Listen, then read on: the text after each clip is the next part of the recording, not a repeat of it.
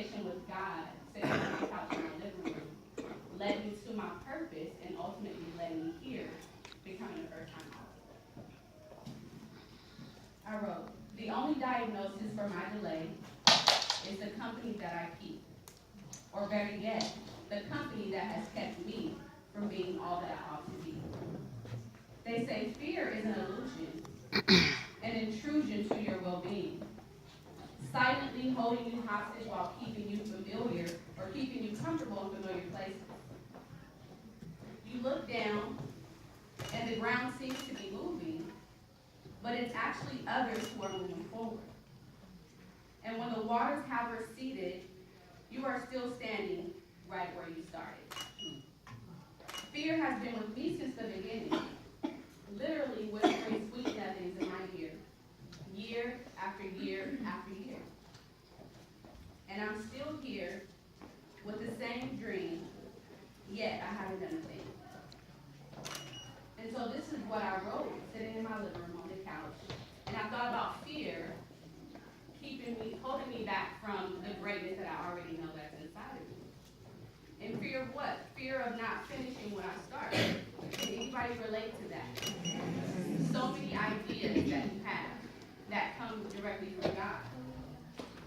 So many notebooks around the house with, going back to so many years, and I see things that I haven't started.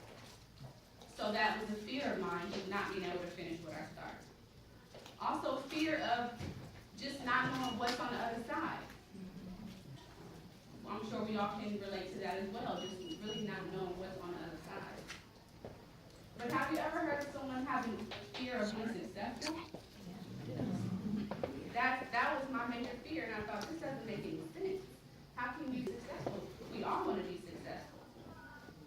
But for me, I knew that success meant you have to be consistent. And it was a big responsibility. That's what comes with success. So I had this conversation on the couch with God, and I said, Lord, I'm just so tired of just existing, because there is a difference between existing and living. And I said, I'm just so tired of existing. And, I've always worked, I've always had a good job, I make good money, I have a great husband, I have kids, I have a good life. And I've always been successful at going to work and making someone else rich. Always on time, try not to call out sick. But I thought, what about me? What about what I want to do? And I said, Lord, I just want to be faithful in something. And I had this conversation maybe around July or August, and I said, as a Christian, I understand that life is short. Life is but a bakery. You're here today, you're gone tomorrow. And I said, I like to do these videos on Facebook. And I said, Lord, I'm going to pledge to you that I'm going to do these videos. I'm going to encourage people on Facebook. And I'm going to make sure that I'm faithful in these videos at least once a week. So that way, if I don't make it to the end of the year, at least I know that I will be faithful in something. And I remember a book that I read from one of my mentors called Running with Finishers. And he said, if we got a trophy or an award for every time we started something new, we would all have so many trophies. But how many people have trophies or awards for things that they've actually finished? So I said, I'm going to do these videos, and I began to do these videos. And you guys know how Facebook is and social media. So many mutual friends, the world is so small, but God began to place people in my life, and God began to place me in other people's lives. And so I had attended Shanae's earlier book launch in June, and I knew in that moment that it was time for me to step out and begin to walk in my purpose. So I just want to leave you guys with 3 points that really resonated with me. And the first thing was, I realized that my purpose is my responsibility. You cannot sit back and have a pity party wondering why we're not walking in our purpose.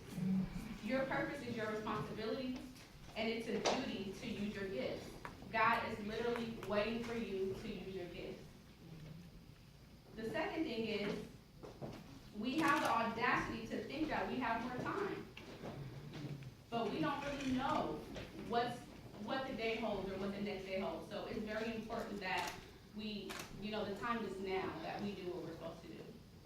And third, I just want to encourage encourage everyone here to know that there's enough space for everyone to play their part in this world. We don't have to compete with people.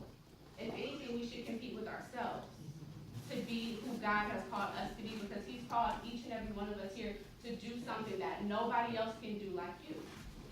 Even if we have the same ideas, no one can do it the way God's called you to do it. So that's all that I want to say. And, after having that conversation with God, I just got to tell you, I still can't believe that I'm standing here right now, because so many things are just starting to happen. And I'm just so grateful, and I'm just trying to enjoy it day by day, but things are just happening so fast. But I know that conversation on the couch with God led me to where I am today.